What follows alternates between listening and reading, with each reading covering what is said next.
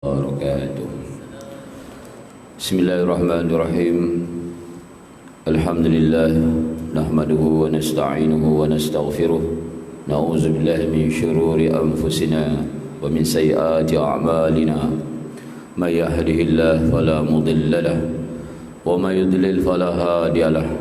Asyhadu an la ilaha illallah wahdahu la syarika lahu wa asyhadu anna sayyidina Muhammadan abduhu wa rasuluh. Allahumma salli wa sallim ala sayyidina Muhammad wa ala ali sayyidina Muhammad. Bismillahirrahmanirrahim. Allahumma ya fatahu ya alim iftah lana babana bil Qur'anil azim. Nasrun min Allah wa fathun qarib wa basyiril mu'minin. Rabbi zidna ilma warzuqna fahma. Allahumma iftah alaina hikmataka وانشر علينا من خزائن رحمتك يا أرحم الراحمين والحمد لله رب العالمين. Alhamdulillah wa syukurillah. Berbahagia tuan pengurusi Masjid Zainal Azim, barisan tuan-tuan imam yang dimuliakan, tuan-tuan Bilal, tuan siap masjid, ahli jawatan kuasa masjid, tuan-tuan haji, puan-puan hajah, barangkali ada tuan-tuan guru bersama di sini, dan seterusnya para jemaah maghrib yang dimuliakan Allah Subhanahu wa taala. Alhamdulillah, marilah kita semua memanjatkan kesyukuran lagi dan lagi tanpa rasa jemu akan nikmat-nikmat Allah yang begitu banyak, tak terhingga, tak terhitung oleh kita. Apabila kita mensyukuri nikmat Allah, maka Allah SWT akan tambah nikmatnya kepada kita semua. Dan jangan lupa, sebelum kita pergi lebih jauh, kita masuk masjid mestilah ya dengan niat i'tikaf. Semoga antara maghrib isya ini kita mendapat pahala yang besar daripada Allah Subhanahu wa taala. Dan nawaitu kita datang ke masjid tidak dan tidak bukan untuk keredaan Allah, untuk menghilangkan kejahilan yang ada dalam diri kita, untuk supaya Allah hapuskan dosa-dosa kita yang banyak. Inilah lautan rahmat Allah Subhanahu wa taala. Apabila kita hadir ke masjid, ya Allah SWT akan membuka kepada kita begitu banyak sekali pintu-pintu rahmat. Sebab itu nak masuk masjid, cubalah jangan dilupakan membaca doa. Allahumma aftahli abwaaba rahmatik. Ya Allah, bukakanlah bagiku pintu rahmat. Jadi di masjid inilah tempat turunnya rahmat yang melimpah ruah, mencurah-curah. Apabila kita niat yang betul, nawaitu yang betul, Allah SWT akan berikan banyak kebaikan kepada kita. Dan nawaitu kita tadi untuk menghilangkan kejahilan-kejahilan. Kita semua adalah jahil. Hanya Allah SWT yang boleh membuang kejahilan-kejahilan kita, InsyaAllah ya tuan-tuan. Baiklah, kita akan mulakan dengan selawat barakat makiyah. Yang ada kitab, sila buka.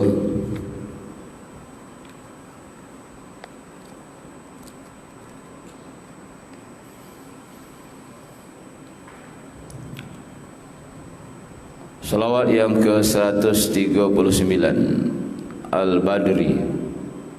Yang tak bawa kitab, ya sama-sama kita bersalawat. Bismillahirrahmanirrahim. Allahumma salli wa sallim ala Sayyidina Al-Badri sallallahu alaihi wa ala alihi wa ashabihi wa baraka wa sallam. Allahumma salli wa sallim ala Sayyidina Al-Barqaitis sallallahu alaihi wa ala alihi wa ashabihi wa baraka sallam.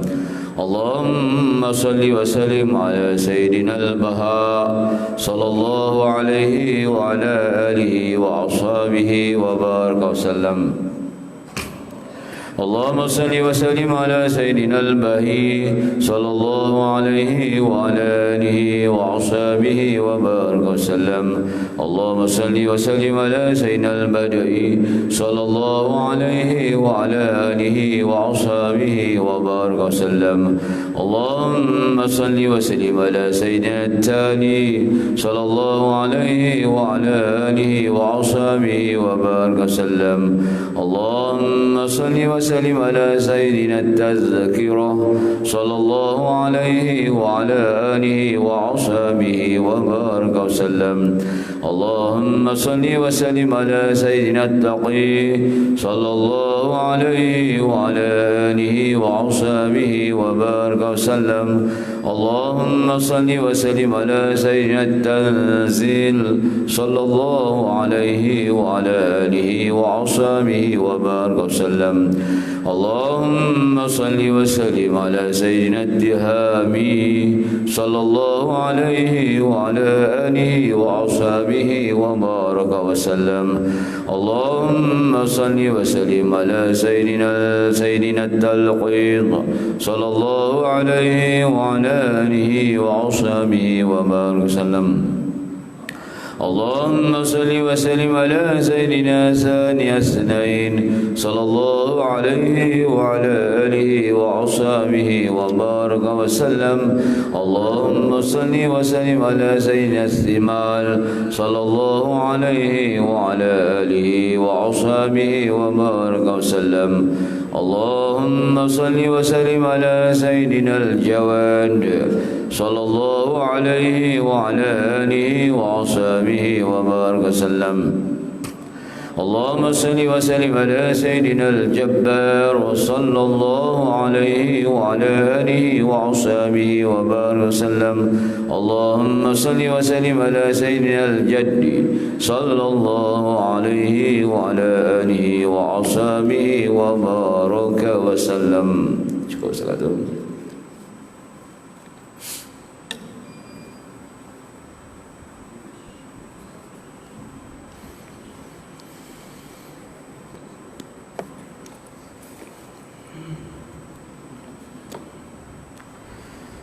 Bismillahirrahmanirrahim.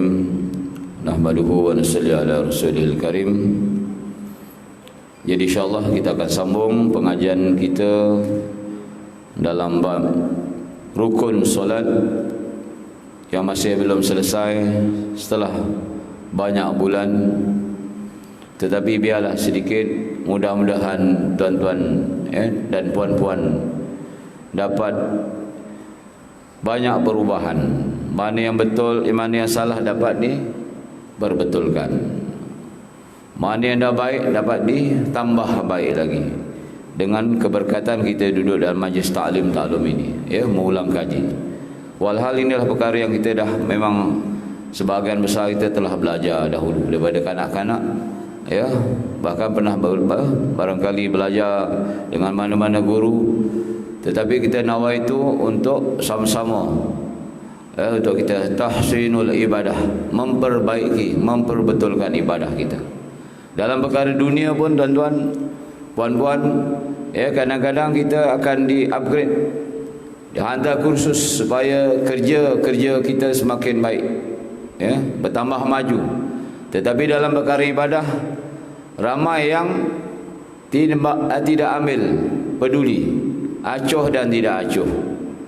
Daripada dahulu kini ibadahnya masih sama di takuk yang lama. Ini akan hari ini umat Islam.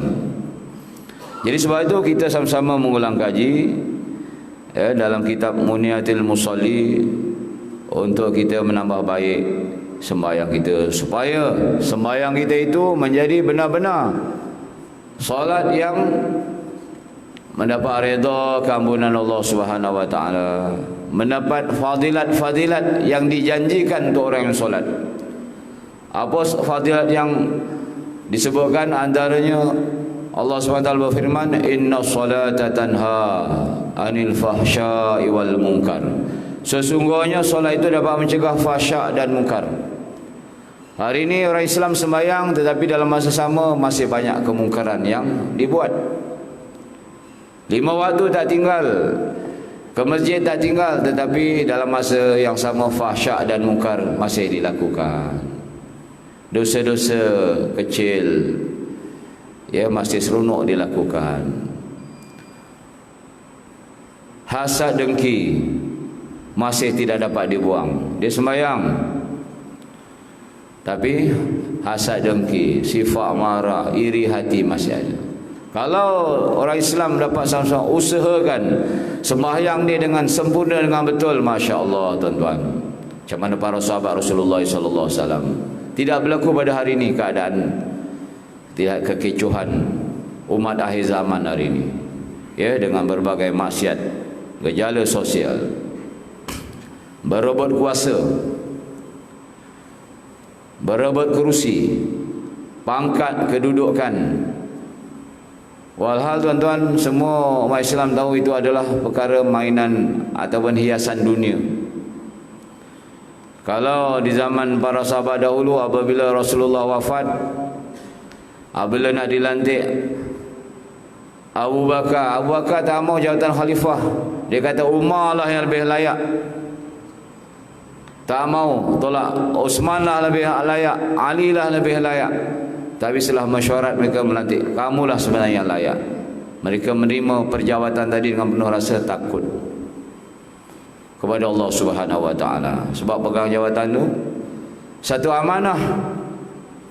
Begitu juga kita tuan-tuan di masjid ni, contohnya ada pengurusi, ada imam, jawatan kuasa. Tuan-tuan sebagai makmum, kita kena sering mengucapkan terima kasih kepada pengurusi, jawatan kuasa, imam, mentadbir, ya, mengurus masjid dengan baik.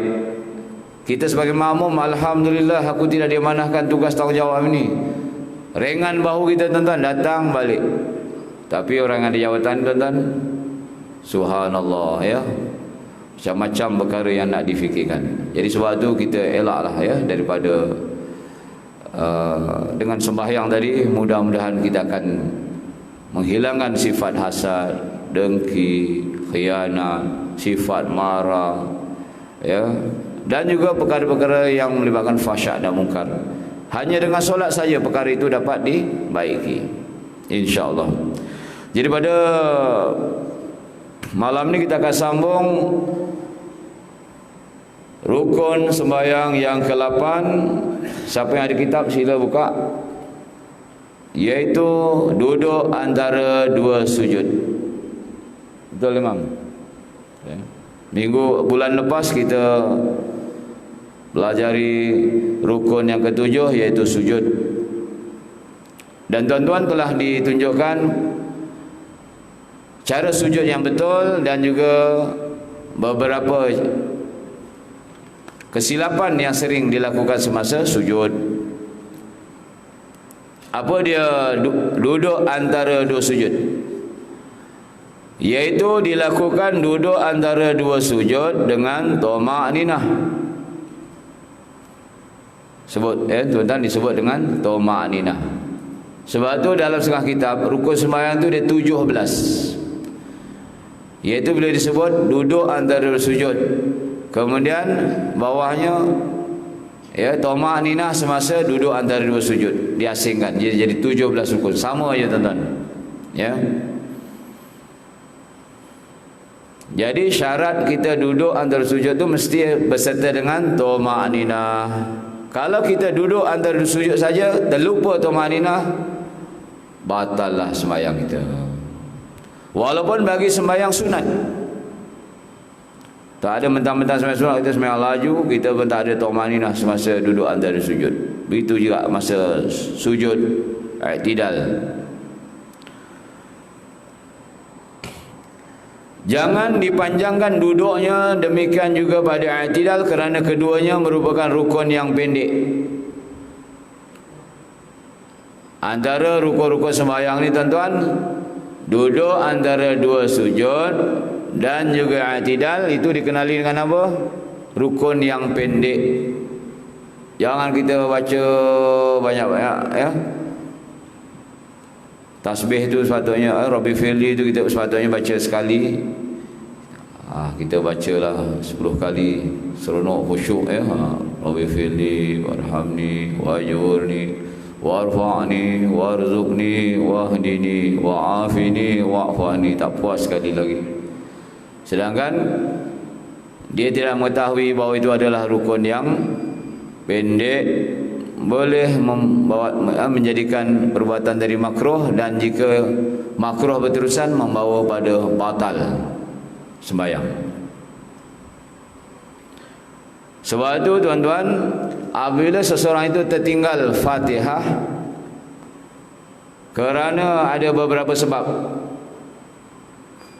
contohnya imam baca pendek, waladdallin, amin, dia pun baru baca auzubillahi minasyaitanir. Imam baca bismillahirrahmanirrahim, yasin, Allahu akbar, tak dan dia nak baca Fatihah. Macam mana? Adakah kita nak ikut sama imam, ataupun dia baca surah yang seakan pendek, nun, Allahu akbar, ataupun imam terus baca surah waladdallin, makmum nak tunggulah ya, berdiamnya imam sebentar, dipanggil saktah sebentar sebelum baca surah. Rupanya imam rukuk dia terus tak baca surah, maka kelang kabut dia baca Fatihah, tak ada ni, dia pun ikut rukuk bersama imam. Macam mana? Maka solatnya batal ya, sebab dia tidak membaca Fatihah, sedangkan dia orang yang tamam, sempurna daripada awal, dia takbir sama imam awal. Dia dalam keadaan demikian ada 5 keadaan, saya sebut satu ni contoh. Kena habiskan Fatihah dia boleh tertinggal dengan imam tadi 3 rukun besar, rukun panjang. Apa dia rukun panjang? Rukuk 1, dia belum ambil lagi alhamdulillahirabbil alamin arrahmanirrahim samallahu liman hamidah rabbana lakal. Rukun apa ni? Pendek, tak kira. Terus sujud Allahu akbar, 2 rukun panjang ya, 2 rukun panjang, baru 2, belum habis lagi Allahu akbar rabbi firli warhamni, tak dikira. Sebab apa? Dia rukun pendek. Sujud kedua Allahu akbar subhana rabbiyal a'la wa bihamdi, 3 kali ya. Kemudian dia habis Fatihah dia waladdallin, dia pun rukuk. Imam tadi belum bangkit daripada sujud yang kedua, bermakna dia tak tertinggal rukun, 3 rukun yang panjang. Faham tuan-tuan ya? Sebenarnya ada 5 rukun tadi tu, i'tidal dan juga duduk antara sujud. Tapi 2 rukun tadi ialah rukun pendek, tidak dikira. Jadi kena habiskan Fatihah dia. Ataupun dia masa imam baca surah tadi, patutnya dia baca Fatihah, dia terlelap sekejap, aku dah baca Fatihah, imam dah rukuk, maka dia kena habiskan Fatihah dia. Tuan-tuan ya, yang dibenarkan kita boleh rukuk bersama imam apabila kita lambat, kita masbuk. Baik, sama lagi. Disunatkan meletakkan 2 tapak tangan di atas 2 lututnya dengan mengunjurkan semua jarinya, letak atas lutut, bukan depan lutut, atas lutut. Tengok ya, tuan-tuan kena faham, hazam betul-betul. Ramai orang masa dia duduk antara sujud tu, tangannya letak depan lutut. Ini depan lutut, atas lutut.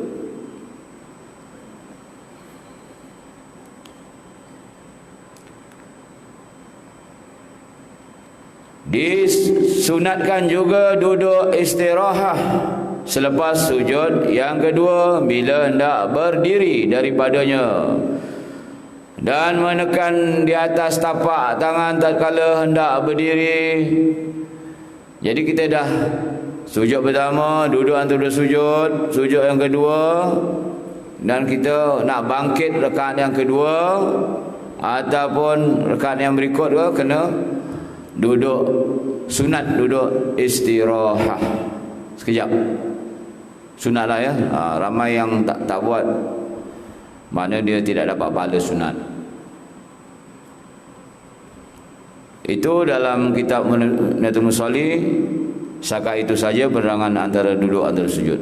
Tapi kita lihat kepada satu kitab lagi, duduk antara dua sujud ataupun ada kalanya disebut dengan duduk iftirash. Apa dia tuan-tuan? Iftirash. Apa dia duduk iftirash ini? Duduk antara dua sujud itu bermakna tuan-tuan sujud ada dua, sujud pertama, sujud kedua. Jadi tuan-tuan memisahkan antara dua sujud tadi dengan duduk, itu sebab dipanggil duduk antara dua sujud. Tapi cara duduk itu dipanggil iftirash. Sebab duduk ni macam-macam. Ada dipanggil duduk tawaruk. Duduk tawaruk tu macam duduk tahiyat akhir.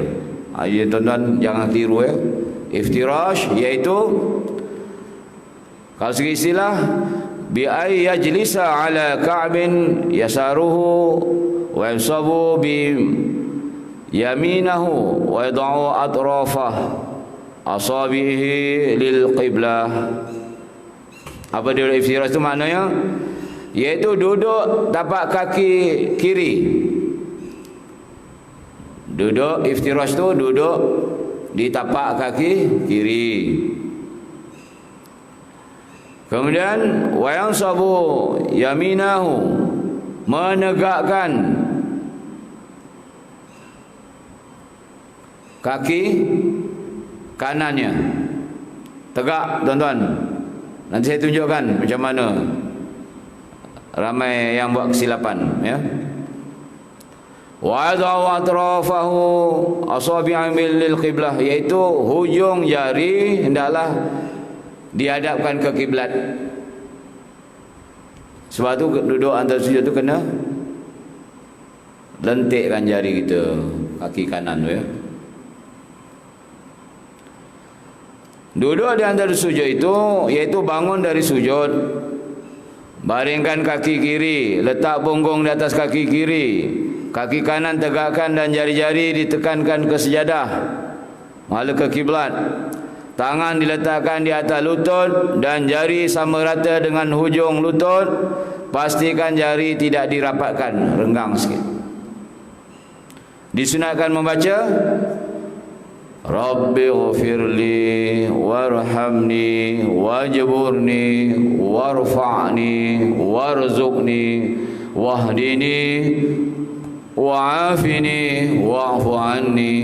Jadi tuan-tuan, doa ni diajar oleh Nabi kepada kita. Nabi tu dia tidak reka doa. Nabi dapat doa daripada wahyu Allah Subhanahu wa taala. Wa ma yantiqu anil hawa in huwa illa wahyu yuha. Jadi kalau kita faham makna doa ni tuan-tuan, cukup cantik, cukup lengkap. Kita baca dengan penuh khusyuk, lagi dalam sembahyang pasti doa kita akan diterima oleh Allah Subhanahu wa taala.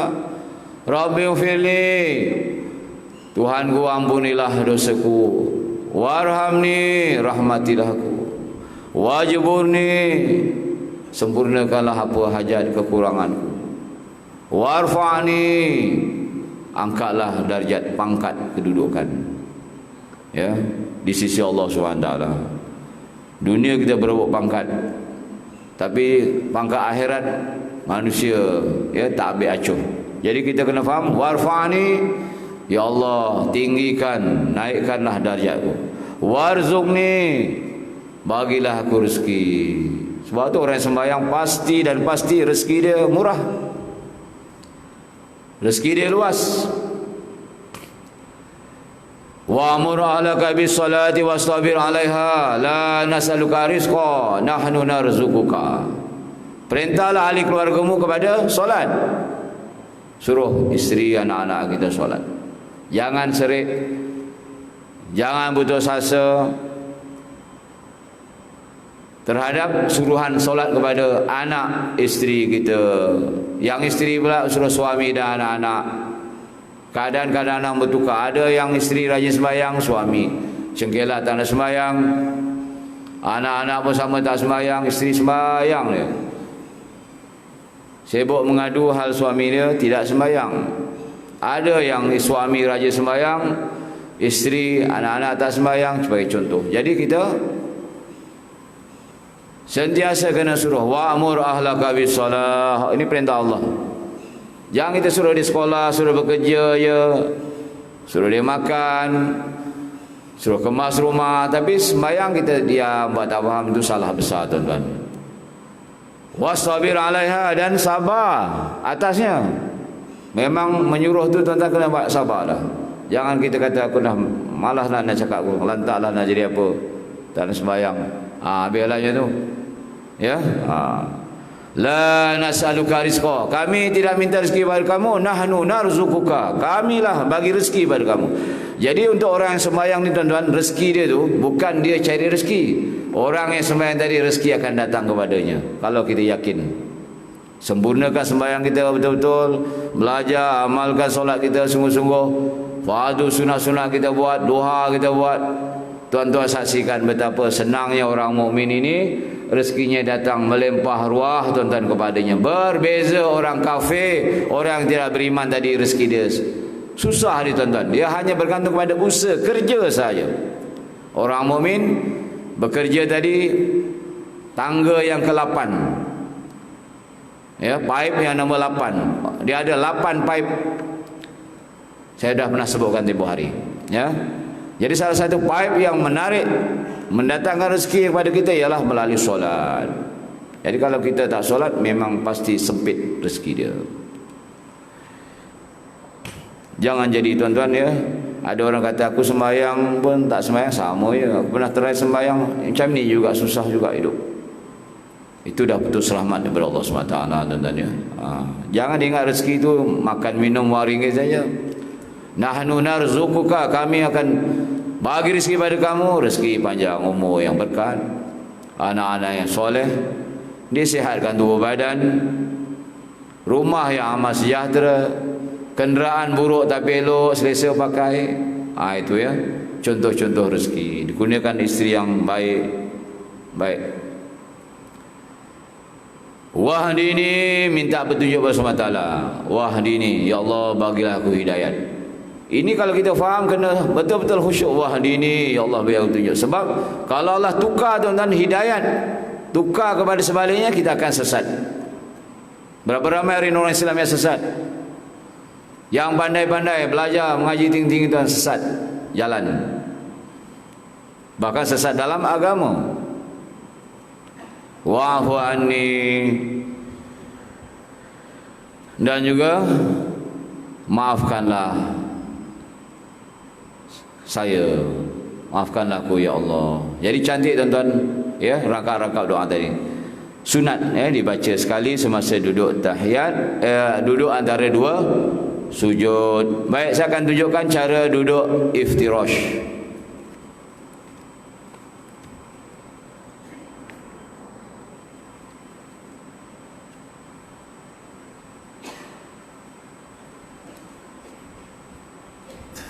Lepas sujud kita bangkit tuan-tuan, kita akan duduk. Ini tuan-tuan dan puan-puan, mungkin yang jauh tak nampak lah ya, tapi inilah cara duduk yang paling sempurna, duduk iftirash, iaitu kita duduk di tapak kaki kiri dan kita menegakkan tapak kaki kanan, jari kita adalah ke hadapan. Yang sehat, yang mampu. Ya, yang kurang mampu, buatlah setakat yang mampu. Tak boleh bengkok jadi dia bukit sikit. Sebab ya, kaki dia ada besi, mungkin pernah ya, aksiden dan sebagainya. Yang tak mampu lipat, buatlah macam ni. Tak boleh lipat jari sakit, gaul ya, buatlah setakat mampu. Tapi kalau dia buat selain daripada itu, maka tidak sempurnalah duduk iftirashnya itu. Contoh dia duduk macam ni. Kan ramai senang-senang dulu macam ni, santai. Aku suka lah duduk macam mana ya, janji aku duduk. Solatnya sah tapi tidak sempurna solat dia, tak ada pahala fadilah. Ya, kalau dia duduk macam ni. Kalau dia duduk sebagai hamba Allah yang betul, di sunnah Nabi, doa dia tadi semua Allah Taala akan pandang, Allah akan perhatikan. Rabbi fili warhamni, ya. Dan juga tangan kita duduk ni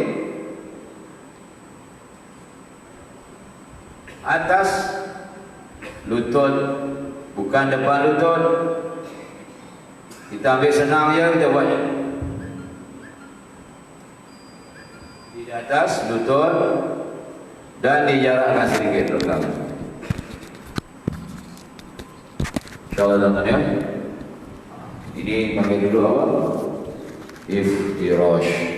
Sebut iftirash. Ya, insyaAllah.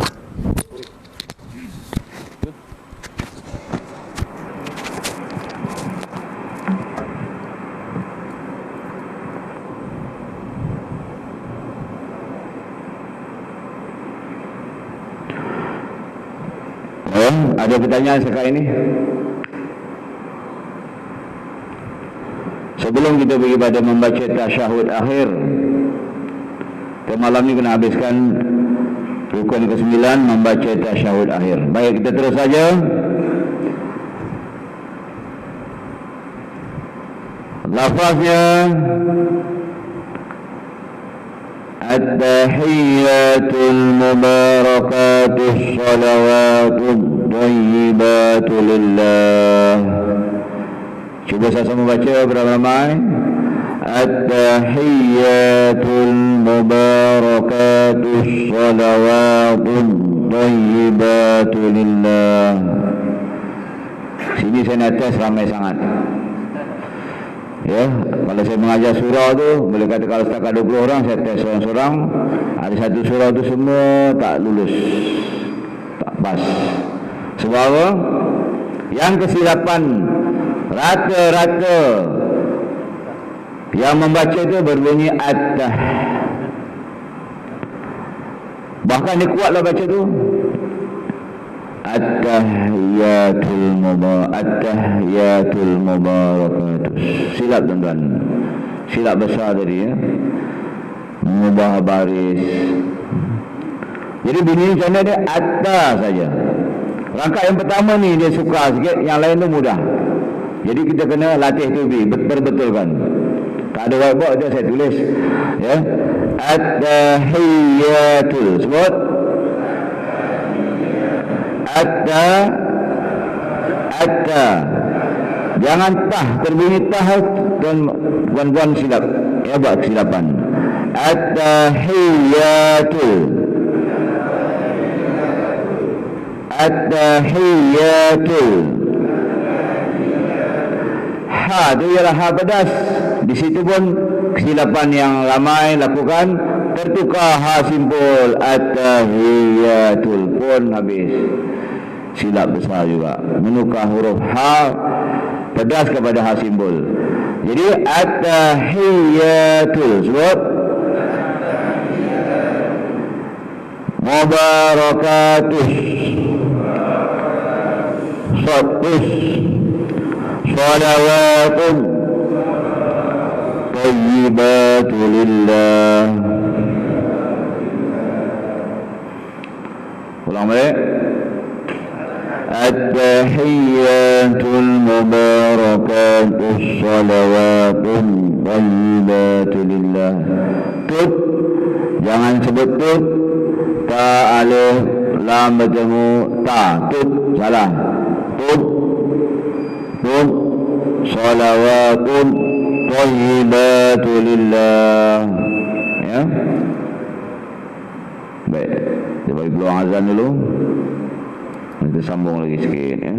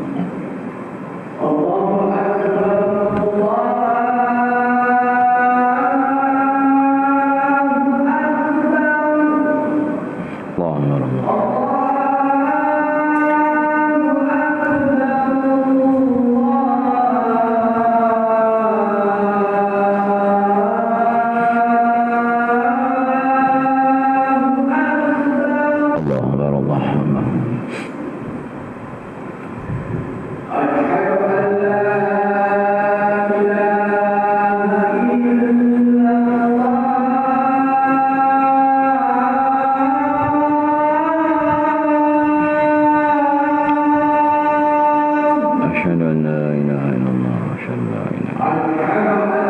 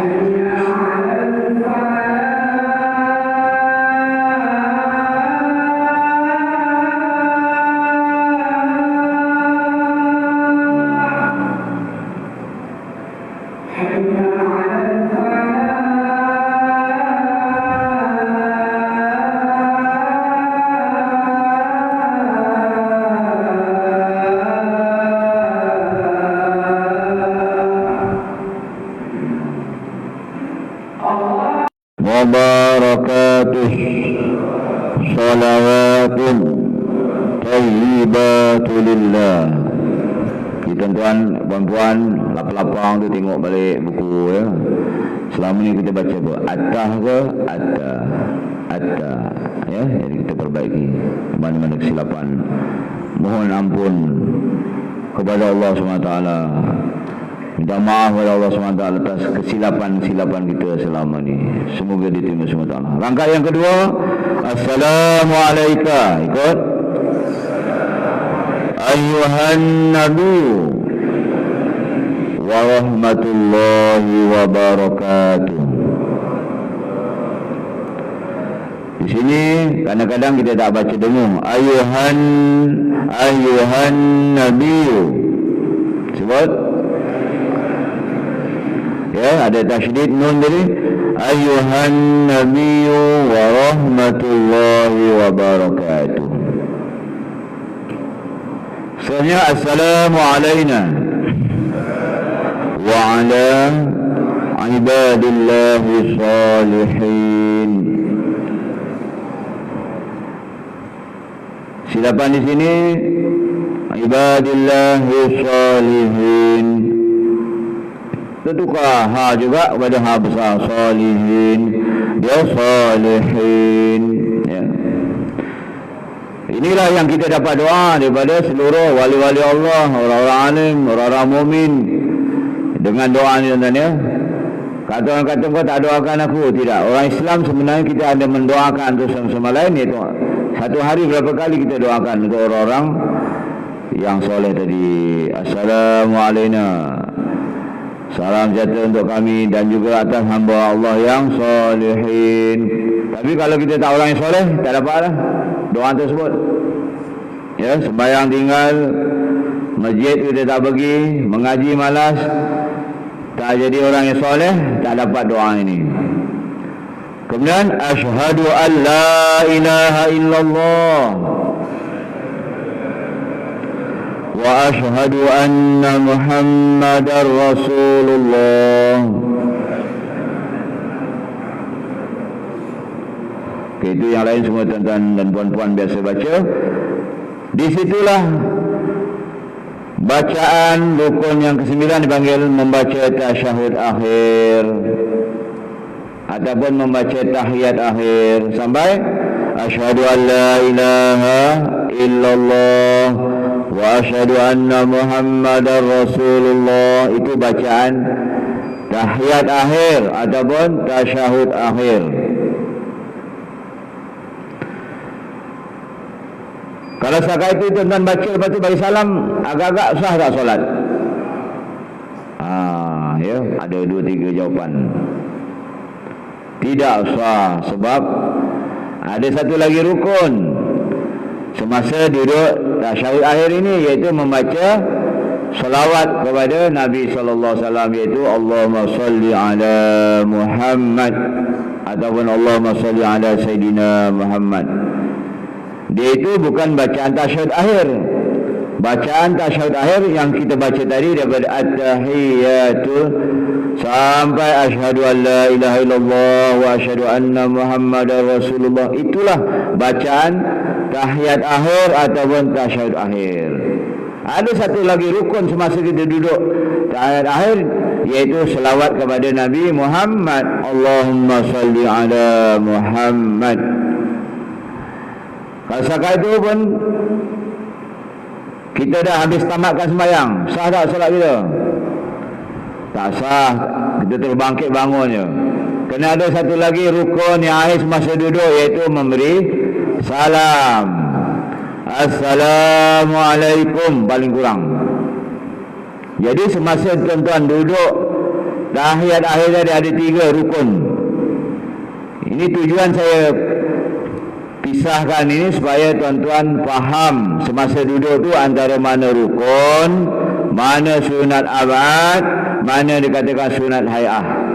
Sebab syarat untuk kita sah sembahyang ini dalam pergerakan kita daripada mula sampai salam, kita tahu mana yang rukun, ini sunat abad, ini sunat hay'ah. Jangan kita borong semua ini ya. Kena buat, tak buat tak sah. Kita tak tahu mana yang rukun dan juga sunat ya. Baik.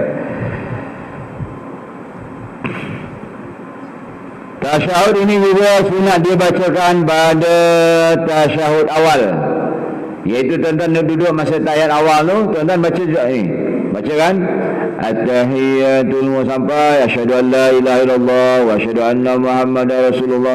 Tetapi dia masa duduk tahiyat awal dia tak jadi rukun, dia menjadi sunat abad. Kalau tertinggal kenapa? Sujud sahwi. Begitu juga semasa duduk tahiyat awal ada tambah satu lagi sunat abad, iaitu membaca salawat kepada Nabi. Allahumma salli ala Sayyidina Muhammad. Sebab tu tuan-tuan selalu duduk tahiyat awal, itulah tuan-tuan baca kan biasa. Itu bukan rukun, itu sunat abad. Terlupa kena sujud sahwi. Terlupa juga sujud sahwi, tetap solatnya sah, sebab hukum sujud sahwi itu ialah sunat. Jadi cukup untuk malam ini. Tapi saya sukalah baca makna dia. Kadang-kadang tuan-tuan dah baca bertahun-tahun ni, apa makna? Pernah satu guru, dia mengajar satu tempat, saya kebetulan duduk di belakang, di sergah hanya orang kampung semua tu. Apa tuan-tuan baca tahiyat akhir? Makna apa? Siapa nak jawab? Semua tunduk diam. Saya pun kat belakang, kena saya pun takut terlupa pula ya. Lepas tu semua tak dapat jawab, semua kena basuh. Sian ya orang-orang kampung tu. Memang patutnya guru tu datang mengajar lah ya. Sebab bacaan ni bukan bacaan makna yang mudah. Semua tak dapat jawab. Jadi maknanya at-tahiyatu, segala penghormatan, segala penghormatan,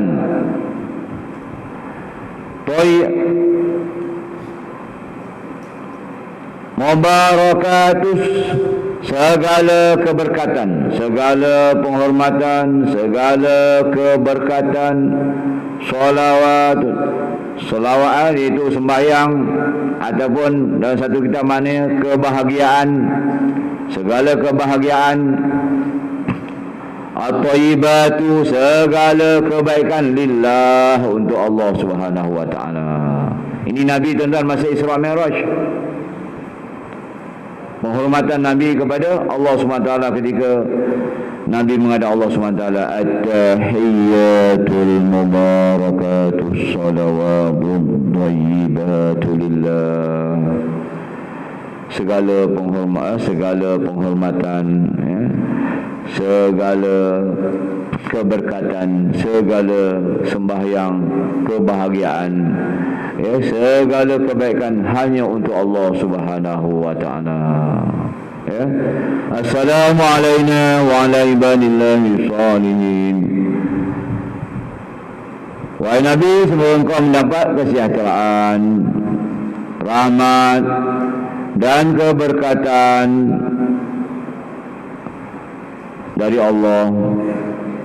Assalamu alayna wa ala ibadillahi salihin. Sejahtera juga atas kami dan juga atas hamba-hamba Allah yang salihin. Asyhadu an la ilaha illallah, itu tuan-tuan tahu makna. Wa asyhadu anna Muhammadar Rasulullah. Jadi cubalah tuan-tuan, puan-puan, ya, kita fahami maknanya berdikit-dikit. Hari ini kita hafalkan makna at-tahiyyatul, segala penghormatan, segala keberkatan, segala solat ataupun segala kebahagiaan, segala kebaikan hanyalah untuk Allah. Itu makna tuan-tuan, insya-Allah. Jadi sekali itu untuk pada malam ini kita baca rukun yang ke-8 dan juga rukun yang ke-9. Rukun yang ke-8 duduk antara dua sujud. Yang ke-9 ialah membaca tasyahud akhir. Ada apa-apa pertanyaan sebelum kita tamatkan kuliah pada malam ini? Ya, insya-Allah.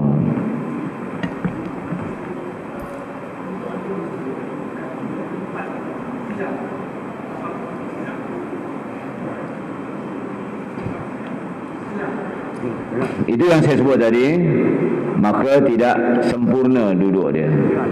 Ya. Boleh cuba tanya. Semulalah. Pertanyaan yang bagus supaya orang lain dapat. Masa duduk antara dua sujud, kakinya bersilang belakang, bersilang. Ya. Tapak kakinya bersilang. Macam mana Ustaz? Baik, ya. Sebab itu disebut dalam kitab ini tuan-tuan, ya, detail, lengkap. Ini adalah panduan kita yang diambil daripada hadis-hadis Nabi SAW. Cara duduk yang sempurna tadi, iaitu kita duduk di atas tapak kaki kiri, tegakkan kaki kanan, jari kita lipat hala ke kiblat. Itu yang terbaik bagi yang mampu. Tapi kalau dia silangkan kaki tadi, dia duduk senang macam mana saya tunjuk tadi, maka markah duduk tadi tak dapat, sunat duduk tadi tak dapat, kosong. Sebab dia tak ada panduan. Tetapi kalau dia bersebab duduk, tetap dia dapat markah. Contoh, kaki dia tak dapat lipat, dia dapat duduk, itulah yang terbaik dia dapat duduk, maka dapatlah pahala duduk iftirash tadi. Wallahu alam. Ada pertanyaan lagi? Sebab nanti kita akan masuk sunat-sunat abad dan juga sunat-sunat ayah akan dijelaskan lagi tuan-tuan. Macam mana dia katakan sunat duduk tasyahud tahiyat akhir, macam mana sunat dia. Ya. Ada lagi nak bertanya? Silakan. Dia tak bertanya ni ada banyak, macam-macam keadaan juga. Kerana terlalu banyak tak tahu nak tanya. Ya, ataupun dia nak tanya takut nanti orang anggap kat dia apalah itu soalan budak-budak pun dia nak tanya. Ini persepsi kita lah. Sedangkan bagus bertanya tuan. Kalau betul-betul tak faham, tanya. Dan saya bukan mampu semua jawab. Ya, mana saya tak jawab, saya akan simpan. Saya tanyalah Ustaz. Boleh, silakan. Soalan saya. Sujud yang terakhir tu dibuat lama. Apa hukum Ustaz? Baik, ya. Kita dah masuk minggu bulan lepas sujud, ya. Rukun yang ketujuh sujud. Sunat sujud ini ialah dengan membaca apa? Subhana rabbiyal a'la. Satu hadis Bukhari. Satu lagi hadis Tirmizi, tak salah saya, Subhana rabbiyal a'la ditambah wa bihamdi. sunat baca 3 kali. Dia tak kata sampai 4 kali, 5 kali. Jadi untuk sembahyang fardu, ya, kita bacalah ikut sukatan dia. Suruh makan ubat satu hari 3 kali, 3 kali. Jangan kita cepat baik, makan 10 biji lah setiap 1 jam habisnya. Jadi afdalnya dapat sunat. Tapi kalau kita memanjangkan sujud pada sembahyang fardu, lebih-lebih kita berjamaah, makruh. Ya.